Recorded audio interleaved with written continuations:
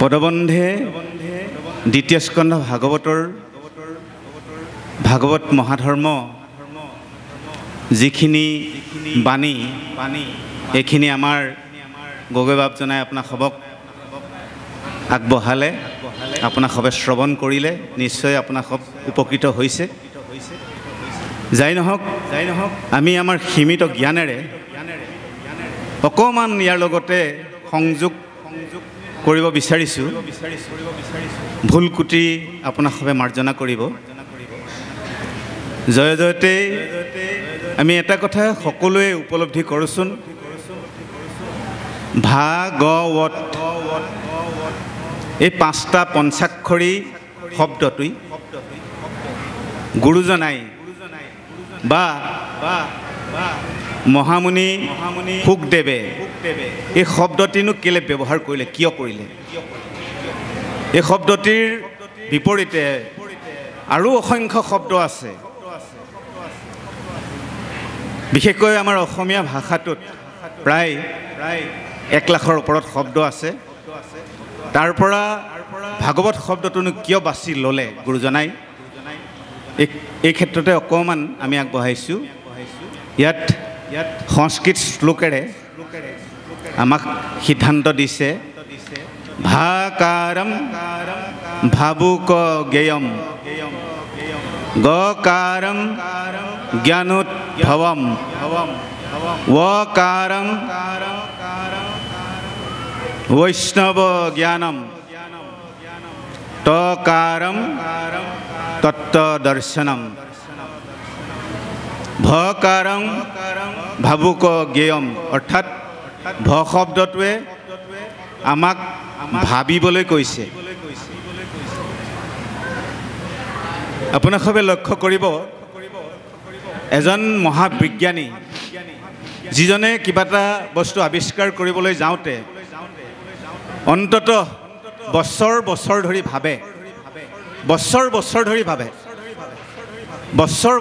ভাবে, এতিয়া আপোনাক সবে এটা কথা ভাবক, আমাৰ অসমত হাজাৰ হাজাৰ গাঁও আছে আৰু সেই গাঁওসমূহত হাজাৰ হাজাৰ নামঘৰ আছে। কোনটো নামঘৰত ভাগৱত পঢ়া নাই, কোনটো নামঘৰত কীৰ্তন পঢ়া নাই, কোনটো নামঘৰত ঘোষা পঢ়া নাই, কোনটো নামঘৰত ৰত্নাৱলী পঢ়া নাই? সকলো নামঘৰতে পঢ়িছে। কিন্তু ইয়াত আমাৰ দোষটো ক'ত? পালন কৰাত আমাৰ গাফিলতি। আমি পালন কৰিবলৈ চেষ্টা নকৰাৰ কাৰণে, গাফিলতি কৰাৰ কাৰণে আমাৰ সমাজ ব্যৱস্থাটোত এতিয়া বিশৃংখলাই দেখা দিছে। ভাগৱতে সেইকাৰণে ভাকাৰং ভাবুক জ্ঞেয়ং বুলি কৈছে, ভাবিবলৈ কৈছে। ভৱা আখৰটোৱে প্ৰথমতে ভাবিবলৈ কৈছে। এই ভাৱাটোত আৰু 4টা প্ৰক্ৰিয়া জড়িত হৈ আছে। ইয়াত প্ৰথমতে আছে উক্তি। ভাগৱতে আমাক সিদ্ধান্ত দিছে, আমি গাই আছোঁ, অখণ্ড ভাগৱত পাতি খণ্ড খণ্ড কৰি আছোঁ। অখণ্ড ভাগৱত পাতি 7 দিন আমি বইল খাই আছোঁ। কিন্তু ভাগৱতৰ শেষৰ দিনাখনি গা বিষ মাৰিছোঁ, নহয়নে বাৰু? আমি গা বিষ মাৰোগৈ। সেইটো কৰিবলৈ আমাক ভাগৱতে কৈছে জানো? ইয়াৰ পৰা জ্ঞান লাভ কৰিবলৈ কৈছে। সেইকাৰণেই শুকমুনিয়ে পৰীক্ষিত ৰজাক প্ৰথমতেই সকীয়াই দিছে যে তুমি মহাজ্ঞানী, তুমি ভগৱন্তক মাতৃৰ গৰ্ভতেই দৰ্শন কৰি আহিছা আৰু তুমি সমস্ত ভগৱন্তৰ যি তত্ত্ব তুমি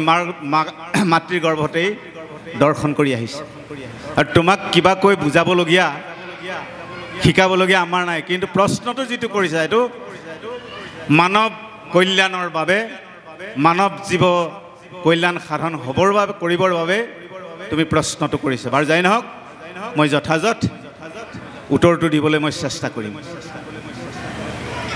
সেইকাৰণেই ভাগৱতে আমাক সিদ্ধান্তত যিখিনি দিছে, যিখিনি বাণী আমাৰ মনুষ্য সকলৰ কাৰণে কেৱল মনুষ্য ইয়াত অন্য জীৱৰ কথা ক'তো কোৱা নাই জীৱৰ চাৰিটা পতন্তৰ গুৰুজনাই দিছে কুকুৰ গাহৰি উট আৰু গাধ এই চাৰিটা জন্তুৰ কথা গুৰুজনাই পতন্তৰ দিছে আমি মানুহবোৰ সেইকেইটাৰ নিচিনা হৈ আছো নেকি কুকুৰৰ নিচিনা হৈ আছো নেকি বাৰু গাহৰিৰ নিচিনা হৈ আছো নেকি বাৰু নে গাধৰ নিচিনা হৈ আছো নেকি নে উটৰ নিচিনা হৈ আছো মনুষ্য যেতিয়া হৈ আহিছো 84 লক্ষত জুনিত জন্মগ্ৰহণ কৰি সেই জীৱৰ সমূহৰ পৰা সেই জন্মৰ পৰা আমি অকণমান পুণ্য সঞ্চয় কৰোঁতে সেই মনুষ্য জন্মটো পাইছোঁ মনুষ্যৰ কাৰণে ভগৱন্ত প্ৰভুৱে আমাক কৰ্তব্য দি থৈছে এই কৰ্তব্য হ'ল এইটোহে ভগৱন্তৰ গুণ লীলা চৰিত্ৰ শ্ৰৱণ আৰু কীৰ্তন কৰিব পৰা শক্তি কেৱল মাত্ৰ মনুষ্যৰহে আছে ইয়াৰ পৰা দুই পক্ষৰে কল্যাণ সাধন হয় জীৱৰ কল্যাণ হয় আৰু ভগৱন্তৰ কল্যাণ হয় সেইকাৰণে ইয়াতে ভাগৱত মহাধৰ্মত সিদ্ধান্ত দিছে যে ভগৱন্ত প্ৰভুৰ গুণ লীলা চৰিত্ৰ কীৰ্তন আৰু শ্ৰৱণ কীৰ্তন মানে কোৱা বা গোৱা শ্ৰৱণ মানে শুনা তাৰ লগত আৰু এটা শব্দ জড়িত হৈ আছে সেইটো পালন যদি আমি পালনে নকৰোঁ তেতিয়াহ'লে ভাগৱত পঢ়াৰ আমাৰ অধিকাৰ আছেনে ভাগৱত বাণীসমূহক আমি চিঞৰি সুৰ লগাই মাইকত গোৱাৰ অধিকাৰ আছেনে যদি ইয়াৰ বাক্য বা ইয়াৰ বাণী আমি মানিবলৈকে নহয় বা ইয়াক পালন কৰিবলৈকে নহয় ভাগৱতে বিভিন্ন ধৰণে আমাক গালি পাৰিছে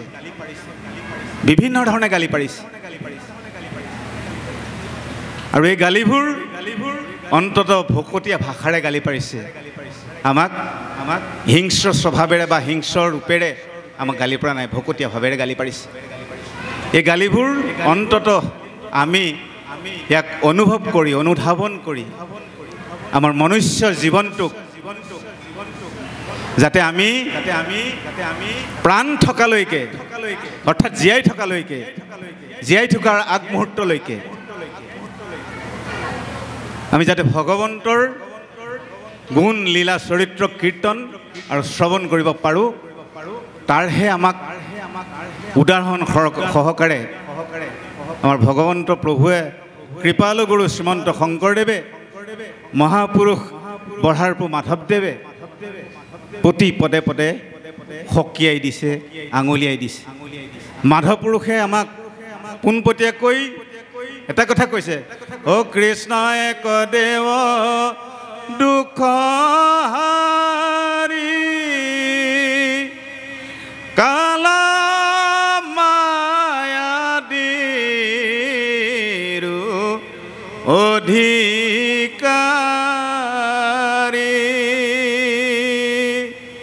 কৃষ্ণ বিনে শ্ৰেষ্ঠ দেৱ নাহি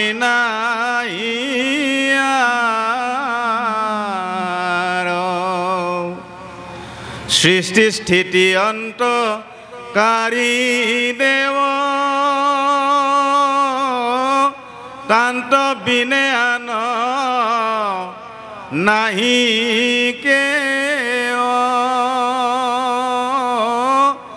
জানিবা বিষ্ণুহে সমস্ত জগতে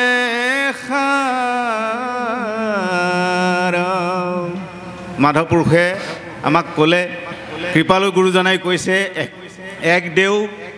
এক সেও একবিনে নাই কেও মাধৱপুৰুষেও সোঁৱৰাই দিলে কৃষ্ণ এক দেৱ দুখহাৰী যিজনে দুখ হৰণ কৰিব পৰা যিটো গুণ আছে ভগৱন্ত কৃষ্ণৰ বাহিৰে এই মনুষ্য জন্মটোৰ দুখ হৰণ কৰিব পৰা ক্ষমতা অন্য কোনো দেৱতাৰ নাই বিশেষকৈ কলিযুগৰ মনুষ্য ইমানেই পাপী ৰাতিপুৱা শুই উঠাৰ পৰা ৰাতি শয়ন কৰা সময়লৈকে প্ৰতি পদে পদে পাপৰ সংখ্যা নাই কিমান পাপ কৰিছে সীমা সংখ্যা নাই এই পাপসমূহৰ পৰা মুক্ত হ'বলৈ আমাৰ শাস্ত্ৰই সিদ্ধান্ত দিছে যে ঈশ্বৰ কৃষ্ণ ভগৱন্তৰ কীৰ্তন কৰা শ্ৰৱণ কৰা পুৱা গধূলি তেওঁৰ চৰণ কমলত সেৱা জনোৱা সেইটোহে সিদ্ধান্ত দিছে আৰু বাকী ইয়াত বিশেষকৈ আৰু অন্য কৰিব লগা ব্যৱস্থা একো নাই বুলি আমাক মহাভাগৱত শাস্ত্ৰই আমাক প্ৰতি পদে পদে সকীয়াই আছে কিন্তু আমি তাৰ ব্যতিক্ৰম কিছু কাম আমি কৰিবলৈ অগ্ৰসৰ হৈছোঁ আৰু কৰি আছোঁ যাই কি নহওক ওকাৰং বৈষ্ণৱ জ্ঞানম ভকাৰম ভাবোতে বৈজ্ঞানিকসকলে এদিন এটা বস্তু আৱিষ্কাৰ কৰে যেনেকৈ এই লাইটৰ বাল্বটো যিগৰাকী বিজ্ঞানীয়ে আৱিষ্কাৰ কৰিছিল তেওঁ এদিনত আৱিষ্কাৰ কৰা নাই তেওঁ শ বছৰ ধৰি তেওঁ গৱেষণা কৰোঁতে এটা সময়ত লাইটৰ বাল্বটো আৱিষ্কাৰ কৰিলে আমি যাৰ দ্বাৰা এতিয়া পোহৰৰ মুখ দেখি আছোঁ সেই ধাৰণাটোকে ভাগৱতৰ সিদ্ধান্ত দিছে ভকাৰম ভাবুক জ্ঞান ভাবোতে এদিন জ্ঞান লাভ কৰিছোঁ যে লাইটৰ বাল্বটো এনেকৈ জ্বলে ই পোহৰ দিয়ে এই ভবাৰ স্থলত ওটোৱে জ্ঞানোদ্ভৱম সেইদিনাখনি জ্ঞান উপজিব যিদিনাখনি চিন্তা কৰি ইয়াৰ তাত্ত্বিক দিশটো যিদিনাখনি আমি লাভ কৰিম সেইদিনাখনি জ্ঞান লাভ হ'ব ওকাৰম বৈষ্ণৱ জ্ঞানম আৰু এই যিদিনাখনি আমি গকাৰম জ্ঞানটো লাভ কৰিলোঁ এই জ্ঞানটোক যেতিয়া আমি বিশ্লেষণ কৰিম ইয়াক বিজ্ঞানলৈ আমি পৰিৱৰ্তন কৰিম জ্ঞানৰ পৰা বিজ্ঞানলৈ যেতিয়া পৰিৱৰ্তন কৰিম তদঙলৈ যেতিয়া পৰিৱৰ্তন কৰিম তাৰপিছত আমি ৰহস্যটো উদ্ঘাটন কৰিব পাৰিম ৰহস্যটো কিটো ইয়াৰ যিটো পোহৰ আন্ধাৰ জেগাত ইয়াক বাল্বটো লগাই দিয়াৰ লগে লগে বিজুলী সংযোগ কৰি জ্বলাই দিয়াৰ লগে লগে ই পোহৰ কৰি পেলাব সেই জেগাডোখৰ পোহৰাই পেলাই আন্ধাৰ আঁতৰি যায় এইটোৱে হ'ল বৈষ্ণৱ জ্ঞান আৰু তত্ত্ব দৰ্শনম টকাৰম তত্ত্ব দৰ্শনম তত্ত্বটো তেতিয়াহে পাম আমি পোহৰ পোৱাৰ লগে লগে আমি বিভিন্ন কাম কৰিবলৈ সেই জেগাডোখৰ যিডোখৰ জেগাত পোহৰ পৰিব সেই পোহৰ পৰা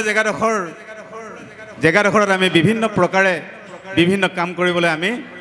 সুচল লাভ কৰিম সেয়াই হ'ল তত্ত্ব দৰ্শনম ভাগৱত শব্দটোৰ এই চাৰিটাই মুখ্য কথা আৰু সেইকাৰণেই আমি ভাগৱত শ্ৰৱণ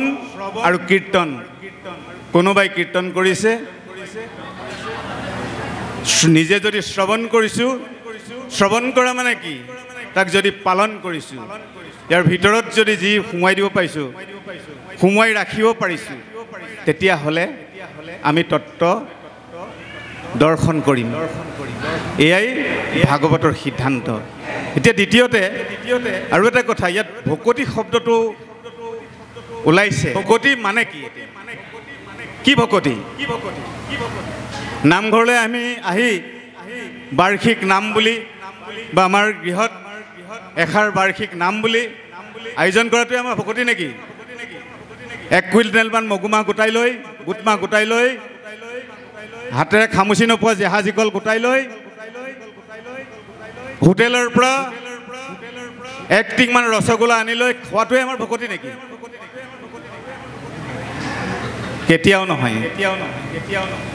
ভকতি শব্দটোত তিনিটা শব্দ আছে আপোনালোকে দেখিছে ভ ক দন্ত তত হচৰিকাৰ ভকতি এতিয়া ভ শব্দটোৱে কি বুজাইছে ভ শব্দটোৱে বুজাইছে ভ কাৰম মানে ভটোৱে ত্যাগ কৰা বুজাইছে ত্যাগক বুজাইছে ত্যাগ আমি পাৰিছো নে নাই ত্যাগ কৰিব কাৰণ বিলনীয়াই যেতিয়া মাহ প্ৰসাদ বিলাই বিলাই বিলাই বিলাই কাৰবালৈ ঘৰমূলীয়া পাতখন নপৰিল লাগিল নামঘৰত হুলস্থুল মই ইমান চান্দা দিছো মোলৈ ঘৰমূলীয়া পাত কিয় নপৰিল জগৰটো লাগিল বিলনীয়াৰ গাত মই ত্যাগ কৰিব পাৰিছো নে মই ইয়াৰ পৰা কি নিবলৈ আহিছো অকল মাহ প্ৰসাদ কেইটা লৈ যাবলৈ আহিছো নেকি নে মই খাবলৈ আহিছো মাহ প্ৰসাদ কেইটা মৰাও নানিবা জীয়াও নানিবা সুদা হাতে নাহিবা ঘূৰি আমাৰ ফকৰা যোজনাত আছে আমি ইয়ালৈ আহিছো জ্ঞান লাভ কৰিবৰ কাৰণে জ্ঞান ক'ত পাম জ্ঞান সাধুৰ সংগত ভকতৰ সংগত যেতিয়া অমৃত মন্থন হ'ব যেতিয়া ভগৱন্তৰ গুণলীলা চৰিত্ৰ শ্ৰৱণ আৰু কীৰ্তন হ'ব তাৰ পৰা আমি দুটা কথা যদি শিকি যাব পাৰোঁ তেতিয়াই হ'ব আমি সেইখন ত্যাগ কৰিব পৰা নাই আজি ঘৰফলীয়া গাঁওখনত চকুৰি ঘৰফলীয়া বুলি কয় নহয়নে বাৰু চকুৰি ঘৰফলীয়া বুলি কয় ইয়াত এতিয়া কেইজন কিমান গোট খাই আছে বাৰু বিভিন্ন অজুহাতত মোৰ কাম ক্ষতি হ'ব মোৰ খেতিত মানে পানী ঢালিব লাগে বা সাৰ দিব লাগে বুলি পেলাই তাত ব্যস্ত হৈ আছে সেইখন বিষয় সেই বিষয়খনত সোমাই থাকিবলৈ ক'তো শাস্ত্ৰই কোৱা নাই বিষয়ৰ পৰা ওলাই আহিবলৈ কৈছে খন্তেক সময় ইয়াত যদি সাধুৰ সংগলৈ অহাৰ কাৰণে সেইখন যদি ত্যাগ কৰিব পৰা নাই তেতিয়াহ'লে ভকতি সিদ্ধ নাই হোৱা তেওঁ সেইকাৰণে ভ শব্দটোৱে ত্যাগক বুজাইছে ক শব্দটোৱে শ্ৰদ্ধাক বুজাইছে শ্ৰদ্ধা যদিহে শ্ৰদ্ধা নাথাকে তেতিয়াহ'লে এই সমাজখনলৈ আহিব পৰা ক্ষমতা কাৰো নাথাকে শ্ৰদ্ধাটো উপজিব কেতিয়া ক'ত আমাৰ মনৰ পৰা মনটোৱে ক'ব লাগিব সেইকাৰণে মনক একাদশ ইন্দ্ৰিয় বুলি কৈছে 10টা ইন্দ্ৰিয়ৰ ওপৰত একাদশ ইন্দ্ৰিয় বুলি কৈছে মনটোৱে যদি শ্ৰদ্ধাক বুজাইছে শ্ৰদ্ধা কৰিবলৈ শিকাইছে তেতিয়াহ'লে ইয়ালৈ আহিব পৰা যাব যদি সেইখন শ্ৰদ্ধা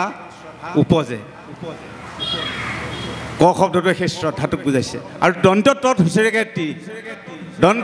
হুঁচৰিকাই ত্ৰি শব্দটোৱে বুজাইছে প্ৰেমক যেতিয়া ইয়াত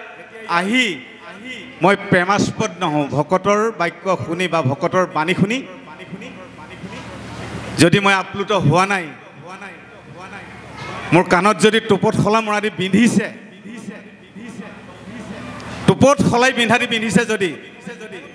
মোৰ প্ৰেম নাই উপজা কাৰণ ইচ্ছাত বিচাত কৰি আছে সেইফালে চাহ দি আছে চাহলৈ মনটো গৈ আছে কাণখন গৈ আছে কোনে লাডু খাইছে আজি 6 মাহৰ আগতে মিঠৈ বনাই থৈছিলে আঘোণৰ নখোৱা দিনাখনিয়ে সেইদিনাখনে মিঠৈ বনাইছিলে এইবোৰ ঘৰফলীয়া গাঁৱৰ ৰাইজে সাঁচি থৈছিলে ফ্ৰিজত ভৰাই আজি উলিয়াই দিছে যদি সেইটো হয় তেতিয়াহ'লে ভকতি সিদ্ধ নাই হোৱা আমাৰ উদ্দেশ্য এটাই হ'ব লাগিব সাধুৰ সংগলৈ আহিছোঁ সাধুৰ সংগত শ্ৰৱণ আৰু কীৰ্তন কৰি অন্তত মোৰ জীৱটোক মই কল্যাণ সাধন কৰিব পাৰোঁ সেইটোৱে হ'ল ভকতিৰ তাত্ত্বিক অৰ্থ আমাৰ জ্ঞানেৰেহে জানিছোঁ কৈছোঁ দেই আপোনাক হ'ব আৰু এই ক্ষেত্ৰত আমি প্ৰশ্ন কৰিছিলোঁ আমাৰ শ্ৰদ্ধাৰ বৈষ্ণৱ পণ্ডিত সোণাম চুতীয়া ককাক খুচৰি তেৰাৰ ওচৰত মই বহু কথা প্ৰশ্ন কৰি তেখেত তাৰ পৰা শিকিছিলোঁ ককাক মই সুধিছিলোঁ ভকতি শব্দটোৰ অৰ্থ কি তেতিয়া মোক ককাই কৈছিলে তই আহিলি মোৰ মূৰটো চুবাবলৈ আকৌ ক'লে তই বৰ ভাল কৰ কাৰণ তই প্ৰশ্নবোৰ কৰি থাকিলে মই ঘঁহিবলৈ সুবিধা পাওঁ ফাইল মাৰিবলৈ সুবিধা পাওঁ আৰু ফাইল মাৰি দিয়াৰ লগে লগে মামৰবোৰ আঁতৰি পেলাই পৰিষ্কাৰ হৈ যায় তেতিয়াই মোক এই কথাকেইটা ককাই কোৱা কথা সোণাম চুতীয়া ককাই কোৱা কথা ককাৰ যোগেদি এই কথাকেইটা আমি শিকিছিলোঁ। যি শিক্ষা লাভ কৰিব সন্তানে, সেই শিক্ষা নৈতিকতাৰ শিক্ষা, আৰু সেই শিক্ষাৰে শিক্ষিত হৈ যি সন্তানে সমাজত বৰ্তি থাকিব, সেইজন দ্বিতীয়খন বিশ্ববিদ্যালয় পাছ কৰি আহিছে। আৰু তৃতীয়খন বিশ্ববিদ্যালয় হ'ল পৰিয়ালটো, আমাৰ পৰিয়ালটোৰ যি কথন ভংগী, যিখিনি আচৰণ, যিখিনি চিন্তা চৰ্চা, এইসমূহ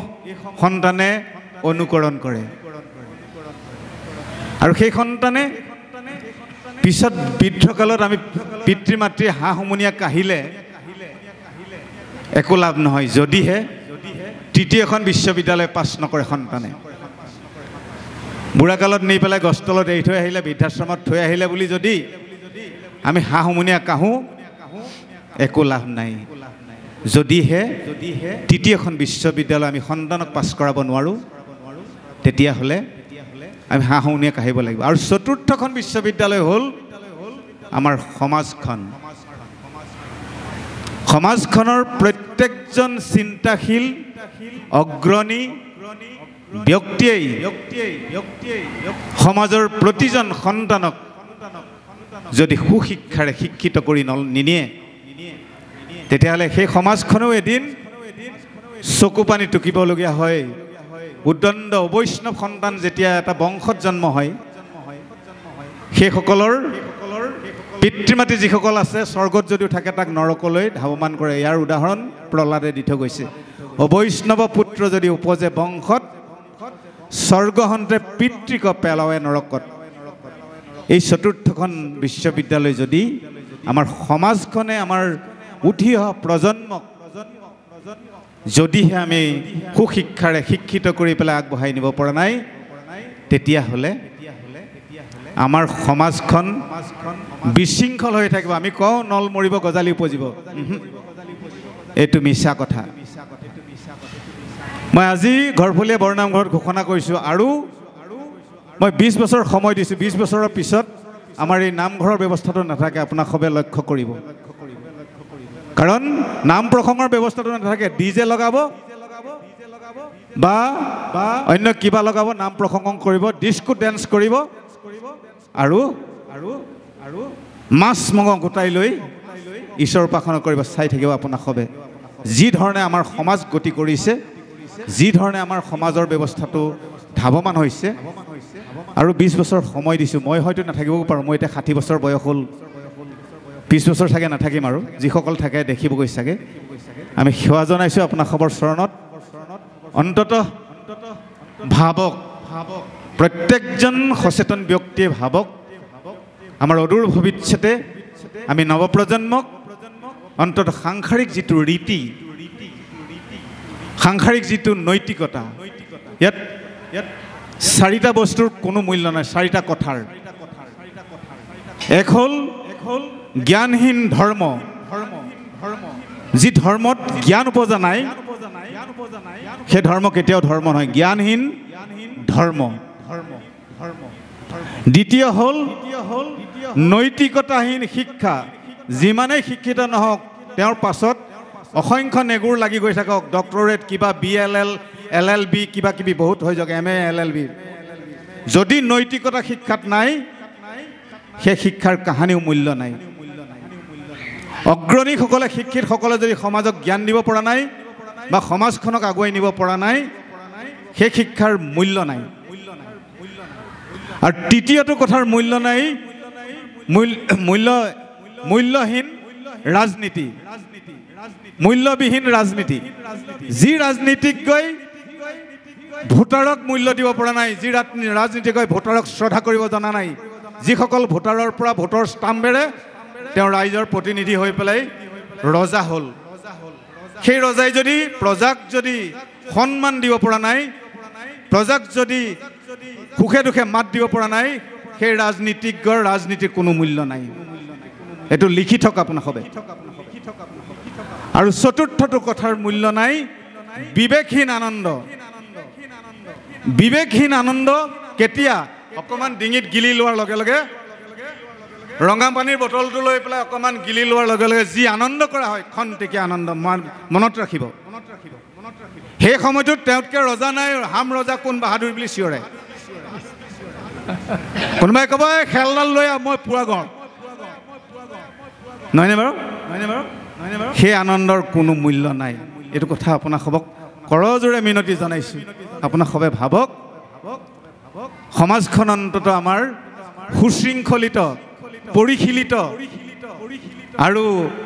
ঊৰ্ধ্বগামী সমাজ হয় প্ৰতিজন সচেতন ব্যক্তিয়ে সমাজৰ চিন্তা কৰক আমি আপোনাক সবৰ চৰণত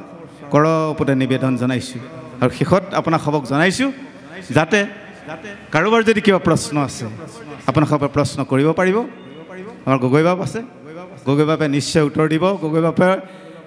বিভিন্ন প্ৰশ্নৰ সন্মুখীন হৈ আহিছে বিভিন্ন ধৰণে গগৈ বাপক প্ৰশ্ন কৰিছে আৰু যথাযথ যিটো টু দি পইণ্ট বুলি কয় টু দি পইণ্ট উত্তৰ দি পেলাই মুখ বন্ধ কৰি থৈ আছে যদি আপোনাৰ খবৰ প্ৰশ্ন আছে প্ৰশ্ন কৰিব পাৰিব আৰু আমি এইখিনিতে সামৰণিৰ দিশে আগবাঢ়িছোঁ আমি